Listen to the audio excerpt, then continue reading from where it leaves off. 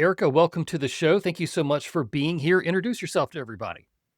Absolutely. Thank you so much, one, for having me. I'm so excited to be here today and really looking forward to our conversation. So, a little bit about me for your audience. Again, my name is Erica Shoemake.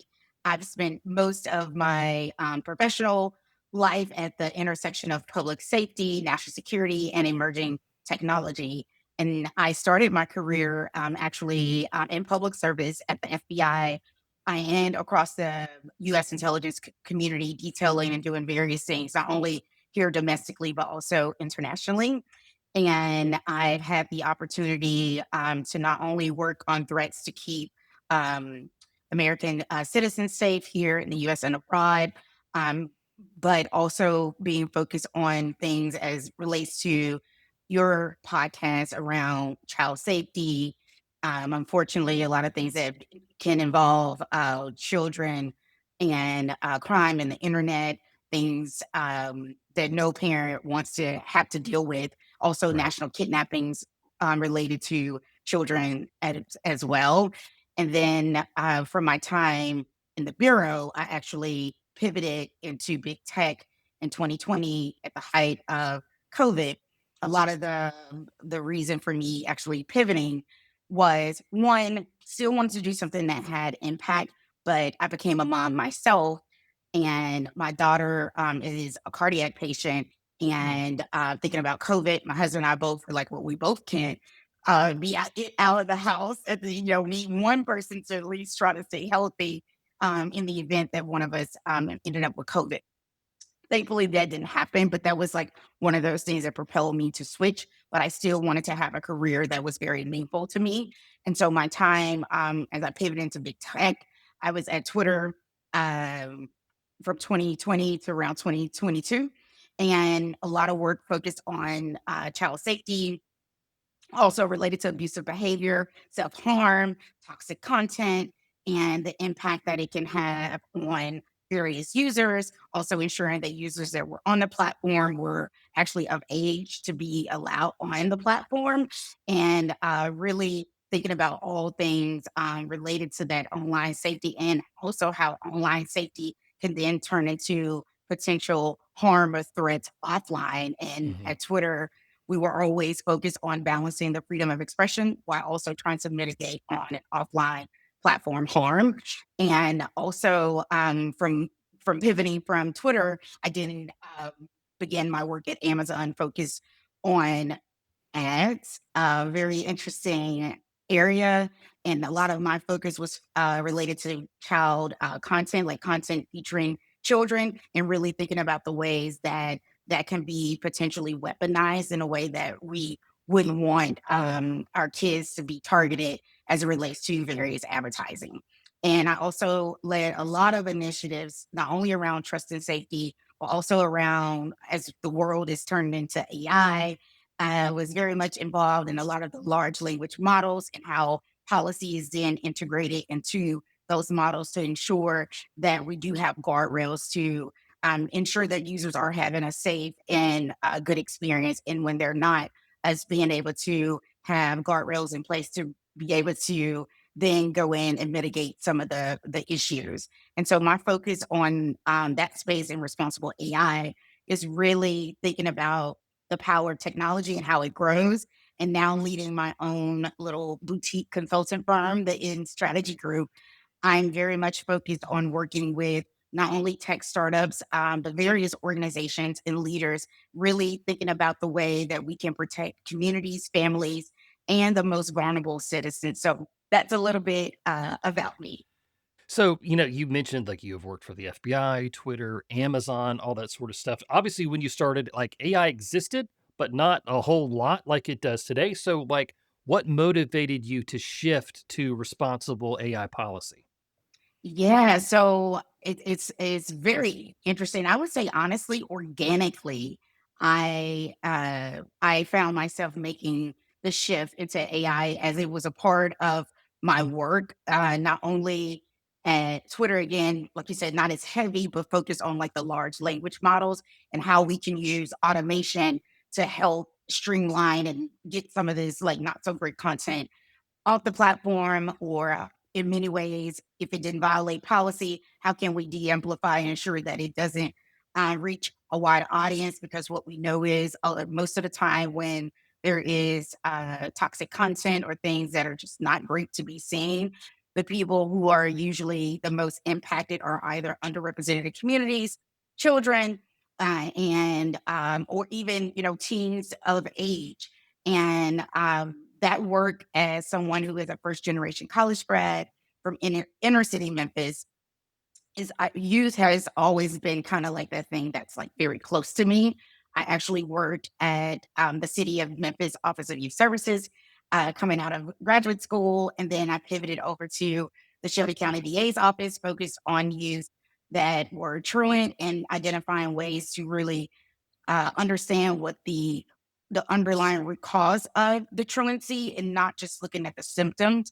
And that is something that really just stuck with me.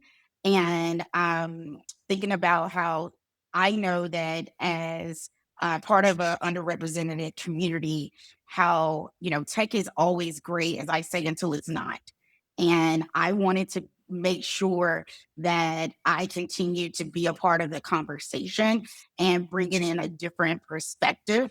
And so I ensured, quite frankly, again, a lot of it organically, and then a lot of it was being very intentional in ensuring that I was in the spaces that were not only having a conversation, but were also be responsible for taking action, even as it relates to like policy, whether that's product policy or policy at a wider level. And I know that from my time in government, technology is really, as we know, it's here to stay. AI is the thing that is literally very novel still to a lot of people. And with me understanding how the large language models worked from the inside out, I knew that I had a different perspective that I wanted to bring to the conversation. So I ensured that I remained in spaces where I could have a thoughtful, um, not only conversation, but really impact to this work that I'm actually doing right now. Right. I mean, obviously, I can tell that you're very passionate about it with where you've come from, what you've done, where you are now, and which I'm sure you hope to do in the future. So let me ask you this: so parents hear AI and they think Mhm. ChatGPT or they think deep fakes, that sort of stuff. How do you, as a professional, define AI, especially in the context of today's family? Yeah, no, and it is a fantastic question because yeah, literally, I feel like AI is everywhere, right? AI in a much broader context is more than just a chat bot. It's more than just a viral video. It's more than is what you mentioned, the deep fakes, which those are actually something I'm actually, of course, really concerned about too, and very much on the issue. But AI is really about machines at its core making decisions, right? And that can be from like small artificial intelligence, like filtering spam.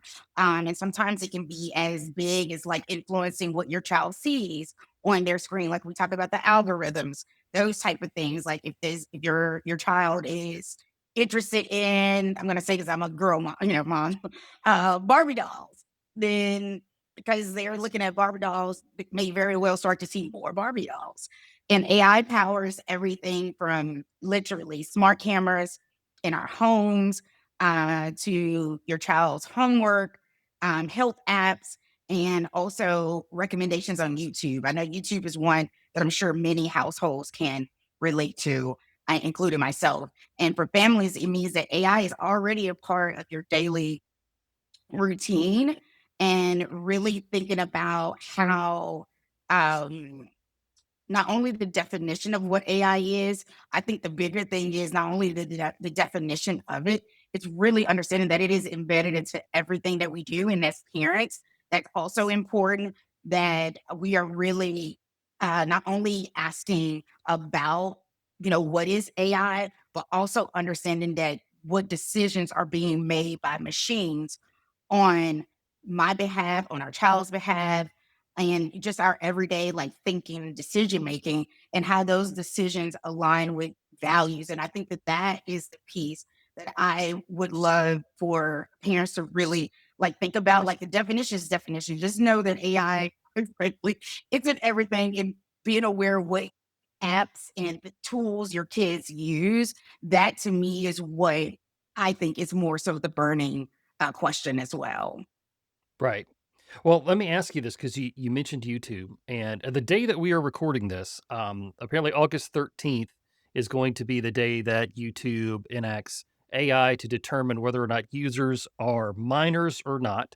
And if you are like me as an adult, somehow deemed as a minor account, I have to give over my government ID or credit card to prove that I'm not. And I know you don't work for YouTube, and I'm not asking you to Yeah. speculate, but do you think that is something that AI can do on such a large scale like YouTube? I would say, from what I understand about the technology in itself, yes. And also, I do think that, and I'm sure YouTube is doing this, and no, I have not worked at Google or YouTube, but I'm sure there's also a human content moderation piece to this as well. In the event that there is something that is flagged that, actually is false, like in you're trying to rectify that, like you will still need like human review from that standpoint. And I do think the reason why I think that it works or could work is the fact that one, it's a lot faster than any human you and I could ever like sift through, right? So that Mhm. part I think is the advantage of being able to do things faster. However, I would still caveat and say that you still need the human reviewer to ensure that the things that the AI is capturing is saying like, oh, are you underage or are you of age? And really taking a look at that data, and I'm sure this is exactly what they're doing in many ways. I'm sure they're reviewing the data, if not daily, looking at it from a weekly. Um, how many actions did we take for underage users? Or we had a success rate of 96% of our users are all of age. Really taking a deeper dive at that. But I do think that it is doable, but I would not solely leave it to the Mhm. hands of AI alone. Like you do need humans to review it. Right. And that's a very good answer, and that's a good perspective because I think a lot of us just see, "Oh, AI is gonna do it now." So it's very, I don't know, ones and zeros in there, and like it is what it is Yeah. sort of thing. But yeah, no, I agree, like, and I think that's probably something you've done a lot in your career. Yeah, AI is a good component, but you still need, Oh human yeah. oversight to the bigger decisions. And the day we stop doing it, and I know like with like various trust and safety teams throughout all the various technology companies, what we do know is that some of those teams, a lot of those teams have gotten a lot smaller in the last 3, 4 years because of artificial intelligence, automation, all these things. In some ways, I'm like, that is great that we're not being as manual. However, in some ways, I still think that we need to have that the guardrails, the human component, and not just onesies and twosies. And we see that shift is actually happening where, again, more automation. But I think the companies are trying to figure out like how to right size from a human policy leader, human policy reviewer, what that actually what's the best model based on the size of your company or based on the product that you're delivering. Because I just think that it's dangerous when you're like, oh, we have these computers doing everything, and we may have one or three people that are part of this human review factor. And I think that that is where there's a lot of unknown and what is the right balance. But it is something I strongly believe we really need to get right, especially for companies who target children. I think that there is a responsibility to ensure that you have the right amount of people that can actually review this content in a timely manner. And also, I would go as far as to say, actually having a way that parents, if there is an issue, that there is a funnel to where they can actually make the complaint or whatnot. And it's not just, oh, in the app, click here if you have a problem. but then you are never able to even connect with anyone.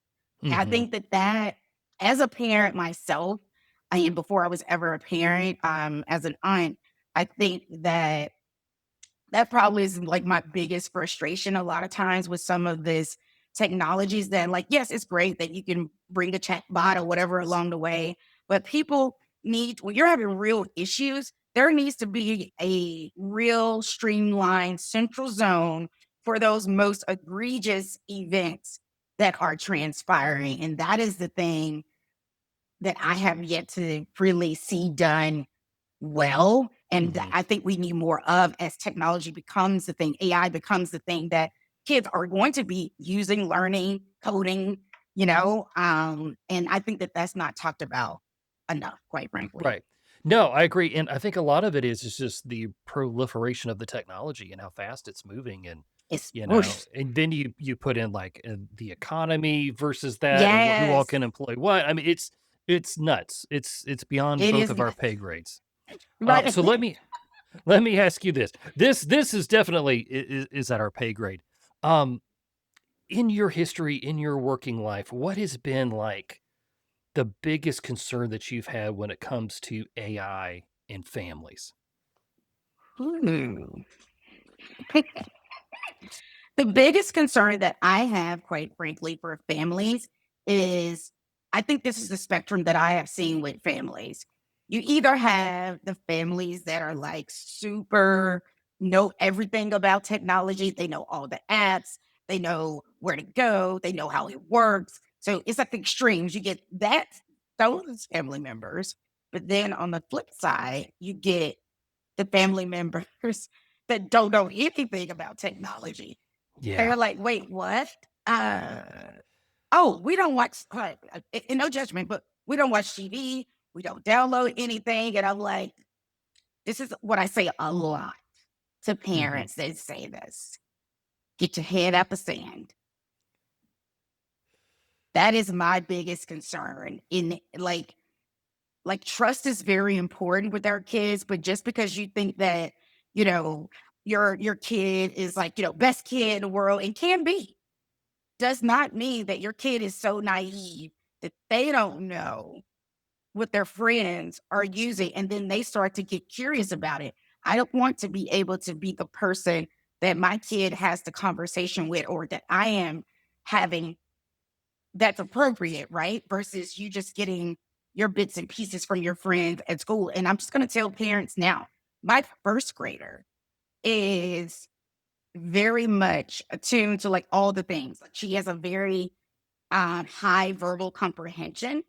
Therefore, we are having like very mature conversations. And yes, I keep everything age appropriate, but I'm not going to be like, oh, we're just not going to talk about that. Mhm.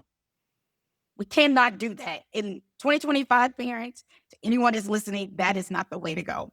So those are two things, extreme, extreme. And to the parent that does know everything about technology, I think that there is a balance because, one, our kids are growing. You want them to be curious. We want to protect them. The trust part is super important, right? I think that there's a balance of being the helicopter mom or dad because you want your kids to trust you. And because that goes into adulthood, like you're building them now ends up being the kid in adult life, right? And as kids, you want them to have some sort of autonomy and that you want to believe that you've created a relationship that is so solid that they aren't afraid to ask you questions when something doesn't feel right, something is off. And that is something that sometimes you find when parents do know a whole lot. Um, they're just kind of like into everything. And that's not every parent. I'm generalizing here, Sure. but Yeah. that is something that, one, is the concern. So for any parent that is listening that you like, I don't even want to deal with technology, it's too much, it's overwhelming. I would just challenge you to at least start having some cursory knowledge about like the apps that the kids are using. What happens inside of Roblox, what happens inside of Discord, the chats. You start people talking in code. You don't know what's going on behind. the scenes. And that's not to like scare anyone, but that is the Right. reality. A lot of stuff happens from the child predator piece to like horrible like national security things, right? And so just being mindful of that are the things that honestly they do keep me up at night. Yeah. Yeah. And that really well said. I feel like I hear experts like yourself come on my show, and whether we're talking about pornography or smartphones or whatever it is, it's y'all are saying to us as parents, have the conversation. And if you don't know, that's okay, but you've got to do something about it. Because if you don't do something about it, somebody else is, and your kid's going There to you learn the go. wrong thing from the wrong person. There you go. Period. Yeah. That's it. Yeah. Love it. Yeah, yeah, we can't be afraid to talk to our kids about life because they need to learn it from us, rather than AI or television or, Right. whatever else. Because, when I was growing up, it Exactly. was TV was gonna rot your brain, and that was the thing, That's but now right. it's AI, right? It's AI, and to your point, the last thing I'll hit on too is AI. I know, parents, again, I don't want to scare anyone, but the reality is AI also there's this balance of AI being like the emotional friend. Like there's some, Mhm. AI apps and things that are saying like, they have emotional intelligence. And unfortunately, we've also seen that play out where bad things have happened to kids. And um that is a fine balance. And I say that to say as someone who deals with generative AI, all types of AI all day, every day, it I just think about like where I am in my own professional life and having if AI was like my BFF when I was a kid's age, when your brain isn't developed to have that social emotional awareness of like, okay, this is not real. Like, okay, get my head, like, let me back up a little bit. Cause sometimes I have to remind myself of that too. So think about a kid that is using AI, they're getting whatever answers they want. Cause what the thing about AI is what you put in is what you get out. Remember that. Mm. And we have seen where kids have harmed themselves Yeah. because of this kind of social, this emotional connection that it really sounds real. It sounds like it could be my friend. And then you find that your kid is going down this dark hole with this technology, and that is the thing I mean about, like, getting your head out of the sand, Mhm. um, because you don't want to be that parent, and again, doesn't matter, best kid, smartest kid, whatever. That is the one thing to be having a continuous conversations about. Right, and it's important to remember, and I'm so glad you keep bringing up, my kid is great, they are awesome, they're this is not gonna be my kid. Our children are human, and That's we it. fall into the same types of patterns, whatever the stimulus is, whether it is Right. AI or a predator or a sales pitch. We are human and our brains are wired one way. And to sit here and say that my kid is different from every other human is, and I mean this respectfully, it's ignorant. No, I So, do, like, no. you just got to realize your kid's human. Yes, and I see it. Oh my gosh. I of course in my career I've seen like the worst of the worst. And hence is why I am very much a realist and trying to strike the balance. And parenting is hard. Like, let's be real here. Like Yes, it parenting is. is hard. This technology is making it harder. Like we gotta stay smart for the protection of our kids, right? But I just really I would be remiss had I not stated that there are apps out there that say that they're built to be like your kid's emotional friend. And again, I do like AIs that sound so weird. Like some days you need a little pep talk. Again, I'm an adult.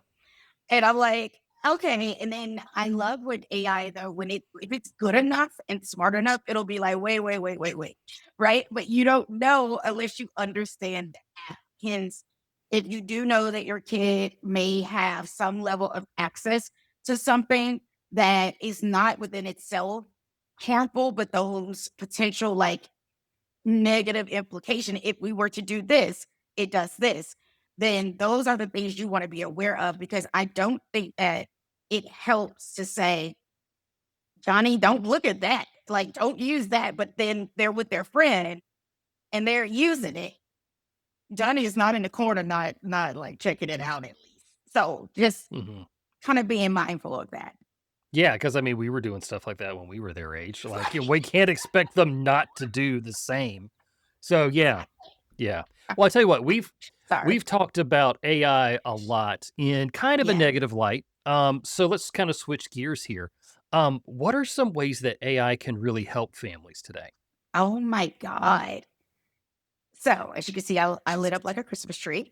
Uh, so the biggest thing that I think that AI can definitely do for families is really, let's say your child is, they have, I call it like gifted brains and like they learn differently, they think differently, whatever. I can say as someone who um has a neurospicy brain as well that AI has honestly leveled the playing field. And what I mean in particular is um I love to write. Always have been an avid writer since I was like in the second grade, probably first grade. But I also sometimes can get like kind of like caught up in my own thoughts, right? So AI now, like I get to write my stories or whatever the thing I want to like talk about, like whatever the thing is, it's AI and like the issues around it. But I can then ask my um GPT or Claude or whoever I decide to use today, um, can you streamline this and ensure that it's not redundant? It doesn't have, it's not saying the same things. It for grammatical errors, the whole nine yard. And I want it to essentially, keep my tone, authenticity, all these things. And I wanted to say all this stuff without losing the overall impact. That for anyone who is, I call it the spirit of perfection, it's a game changer. And I want parents, the teachers, the educators that teach our kids, and we trust them with our kids, most of us almost every day. And with school getting ready to start again, I would challenge families, the education system, to really think about not about like, oh, people are just going to plagiarize now, and really think about AI as like your little assistant, particularly if you do just so happen to have kids who, let's say they have ADHD, they have dyslexia, autism, whatever.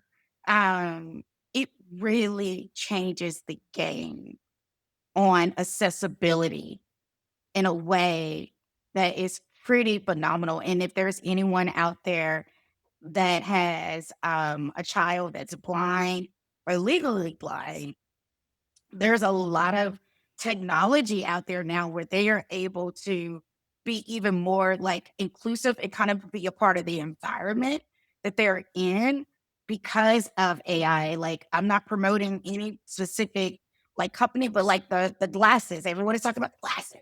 Mhm. And it really is a game changer. I have a person I know, she's blind, an amazing, just amazing, like AI collaborator, a big advocate of like accessibility. And she just talked about how those glasses was a game changer for her because she was for once able to go into like a coffee shop and order her own coffee easily. That's cool. That's really cool. Right. So I think about it. I think that AI, if done correctly, can really level the playing field for people that are part of the average society and really provide not only opportunities, but provide different ways of learning, different ways of being also part of that cutting edge. You know, Americans, our system as far as like education is set up a bit differently. And I'll just challenge, parents, educators, when you are looking around the world, these kids are already being taught AI. And we have to remember our kids, our babies will be adults one day. And we want to ensure that we have provided them the tools and the resources as it relates to education so that they can be marketable in a world that is going to look completely different from how we have traditionally been able to gain jobs, employment today. So that's Right. something else that I find as a positive as well. Right. You talked about, kids using it for learning, and I will admit this somewhat embarrassingly. Last year, my son had algebra for the first time, and that's where my understanding of math stops. So I was helping him, trying to help him with his homework, and he's just like, "Dad, why don't you understand this?" And like, well, that's a whole nother conversation.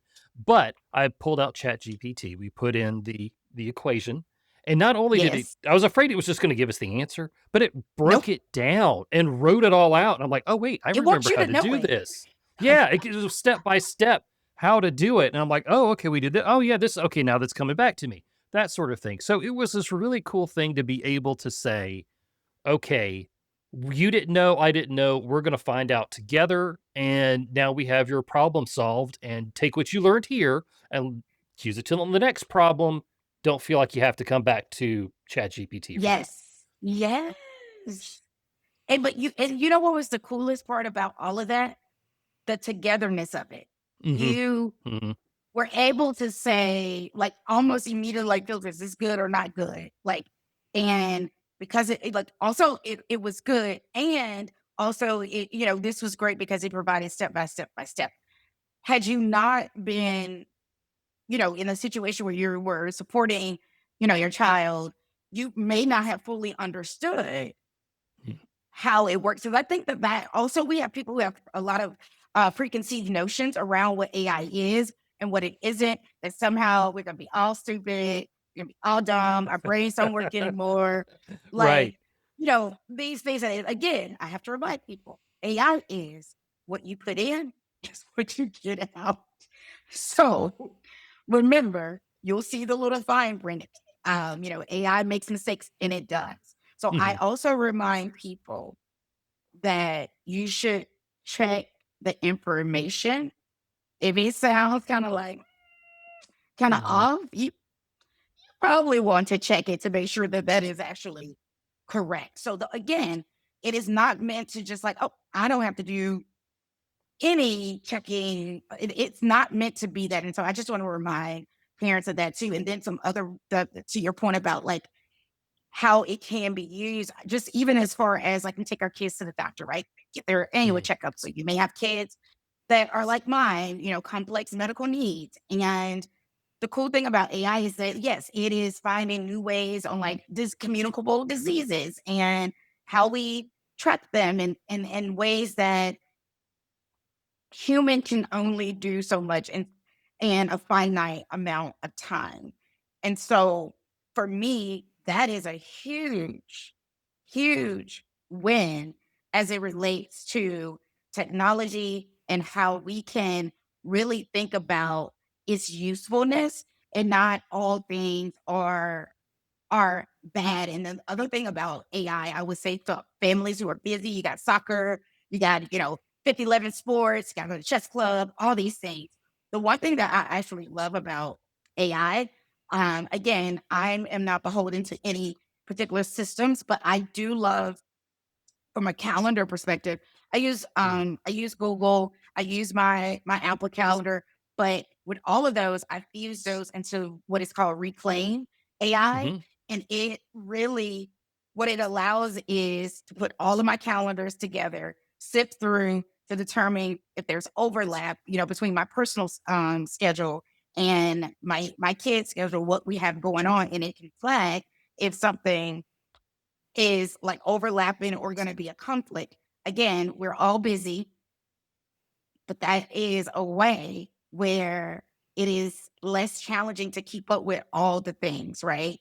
And so that is one thing I would say for a family that is like, maybe you have multiple kids, your job is super busy, you're traveling all the time. It's a way to like help you remember those most important moments and milestones too for your kids and putting everyone on the same page. So just my 2 cents on that one. No, no, I think that's great, and I think that's a great example of how AI is being used to help people find their very human time to connect with one another. I think that's really Hmm. good. So you alluded to this a minute ago. I've got a kid who is, going to one day be in the job market, that sort of thing. Obviously, the job market he will walk into isn't going to look like what the one that I walked into or that my dad walked into. What do you feel the job market is going to be like for a kid who, I don't know, let's say graduates in the year 2030, just, 5 years out? Yeah, What does it yeah. look like there?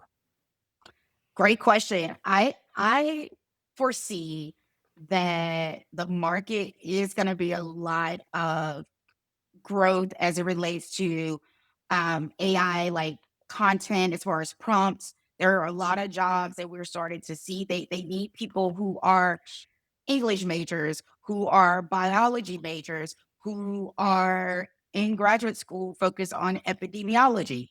And you're going to see that shift. Like it's no longer going to be solely just AI and technology is focused on people who do ones and zeros. As someone Mhm. who is definitely not a coder, I am a non-tech AI policy expert in policy. So I understand what is happening. I'm not the doer of that, right? And so I just also want to say to like families of people of parents who have teenagers soon to go to college or maybe early on in college that I would highly recommend looking at a lot of the free courses like Coursera, a lot of things that you can find online for free. There are quite a few apps and encouraging your kids, even if they are young adults now, again, trying to find their way through college, they can do these jobs on the side and they're like $50 an hour. Like, who knew? Like, Yeah. I was not making $50 an hour. Right. Right. Yeah, and that's you something know, that can be done, remotely, can be done from their dorm room exactly. or, their room at At the home if, beach. that's the thing. Yeah, at the beach. Right. Right, My vacation's a tax Yeah. write-off now. Thank you. Thank you, That's Erica. I'll do Thank that you now. very much. Exactly. And so to your point, like I don't think like if you have, a kid that's like, wants to be a doctor, none of that is that itself is not going to change, right?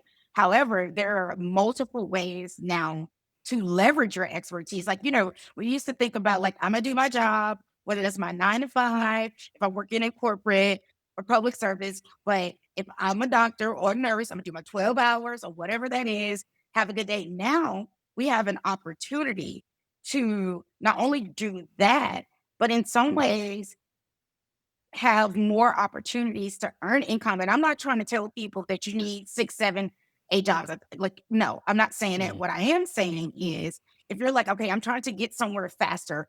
Let's say I maybe not necessarily want to retire early, but I want to start reducing my work hours by the time I start to have a family. Your kids one day again will be adults, then they can be easily making money that they can save for times such as that they get to in some ways as crazy as the market is right now, I do think that if we can like get out of the mindset of the traditional job market as it once was and understand for what it is and where it's going, there's a lot of opportunity to really make your profession work for you in a way that we have not seen before. We've gotten a glimpse of it because of COVID, but now there's an opportunity even to see, like, I mean, I was literally on a site and it was like, we need medical doctors for these prompts. And they were like $170 an hour. Hmm. Wow. Like, I was like, really? Like, again, That is the cool part, and you'll start to what I believe we may start to see too around, like, even data monetization is that early access. Let's say when your child is of age and they have parental consent, they could be already starting to make a little money as they get older, that is, that can be useful just by interacting with like the prompts. We're going to see more people. We're going to need more data analysts, I believe, too. Like AI can do a lot of that, but again, from the human side of things, I think the analytic piece is still equally important in like being able to fully interpret that for whatever the business that you may be trying to impact is also something again in the next 5 years. And the biggest part of getting to 2030 as someone who is I'm a global policy fellow for AI 2030 Institute. And we're really focused on that human centered development around AI and ensuring that we do continue to have kids, young adults who are, will be going to college or just now starting college that are really thinking about humans first. Like, product innovation is great, but we must remember that there is a human on the other side of that product innovation. So that's one thing I would say for those who are like, what am I going to be doing in 5 years? Communications is a big one too. So Cool. Yeah, no, I'm glad to hear you say that, because obviously you're in the industry, you understand. Because a lot of us on the outside are like, "Oh, well, they're just gonna cut everybody out, and corporate greed is just gonna switch to AI, and I we're nobody's know. gonna have a job anymore," that sort of stuff. And obviously, Yeah. you gotta do that. And of course, I also like to laugh at the Terminator memes where it's like, "Hey, they're looking at you for making, friends with ChatGPT." Sarah Connor doesn't like that. And it's funny to laugh at, but it's Yes. comforting to know that there is still a human first focus for this thing. Right. And the one thing I would say, I would be remiss. I talk about this all the time because I do a lot of like AI literacy too in like communities. One thing too, I think is again, let's not be afraid of like the unknown. Like fear is it's a part of our human nature, right? That's totally fine. The one thing that I would say is it's going back to what I mentioned about education. We cannot shield our kids from this technology, from all of it, right? Because then we unintentionally put them in a position where they're also not ready for the new job Mhm. market, right? Yeah. And so one thing I always tell people is like, be anticipatory. Parents be anticipatory. Don't overdo it, but like be aware of what is changing. Okay, like yeah, some jobs may be going away because now the technology. That doesn't mean it took your job. You just need to iterate. You need to learn how to pivot and pivot quickly. That's all it means. We have to be agile. That doesn't mean you're not useful. It doesn't mean your skills aren't useful. It's trying to find a way to leverage the skills you have and where in the market you may have a fit for those skills, right? And one of those things is it's not going to always be on the internet. It's going to be coming from, people who are having these big conversations that aren't always online and making sure that your kids understand that that interpersonal piece is so critical. I can give you an example of like my daughter again, first grade was already doing oral presentation this year. Like literally visual aid, talk about it, tell me what you did. And that is something I feel like that in some ways has gotten lost with technology lately is kids really being able, not all, but kids in general being able to connect on the other side of a text message. Mhm. Very good And it's point. something that I say get back to. Right. So, Erica, I've really enjoyed our conversation. So, as we wrap up here, what gives you hope for families and AI usage in the future? What is it that you are? What's your ideal there? Wow, that's a good one. Um, I would say what gives me hope is truly the growing awareness around AI and people pushing for change, people pushing for real sustainability, thinking about the implications of what it takes to power AI and that balance of profit and people, but people should always be first. And from parents demanding better protections in schools, like there are some schools that are a bit more advanced than others. But those things are happening, and also to engineers that are designing AI and ensuring that it's inclusive, as I talked about, the accessibility piece, and that it's ethical. And to the young people who are very tech savvy and also very like justice minded, so that social impact, that social justice impact is something that I am so like blown away to see. And also being able to really see like this movement happening around people do care about the planet. People do want to know how are we powering all of this technology. And so it's no longer asking, can we build this technology? But what we should be asking is, am I even asking the right question about what's happening with this technology? Like it's being built, but then what else? Right. And when we center humanity in AI, especially the safety and dignity of children, we unlock, quite frankly, the real promise of technology. And I just would say that I'm excited to see more and more like companies and parents pushing back on that they should be the sole responsible being for their child's protection online. I absolutely agree that it has to also be the companies and not solely on the parents, because the last time I checked, we are the protectors of our youth population, and it should not fall solely on one person. We need the village, we need our community to ensure that we maintain this human centered AI ethical piece for sure. Very well said, Erica. If people want to know more about you and what you're doing, where can they find you online? Absolutely. So I am on Instagram. My handle there is at the policy, POLICY, goddess, GODDESS. So at the policy goddess on Instagram. And you can also find me on LinkedIn under Erica S. And I also, you could feel free to reach me also on my website. It is lead within strategy dot AI, lead, LEAD, with WITH, not IN, strategy dot AI. And you can find a lot more about me there. And yeah, don't hesitate to reach out and Very cool, Erica. I appreciate our time together. I had a lot of fun. thank you. God bless you and your work. Thank you so much. Have a good one.